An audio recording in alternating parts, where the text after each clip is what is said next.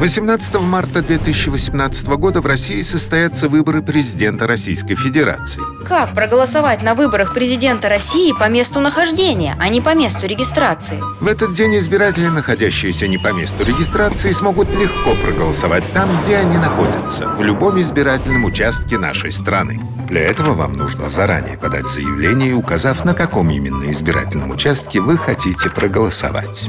Помните, заявление можно подать только один раз. Как подать заявление, выбирайте. С 31 января по 12 марта в любом многофункциональном центре «Мои документы», в любой территориальной избирательной комиссии через единый портал государственных и муниципальных услуг.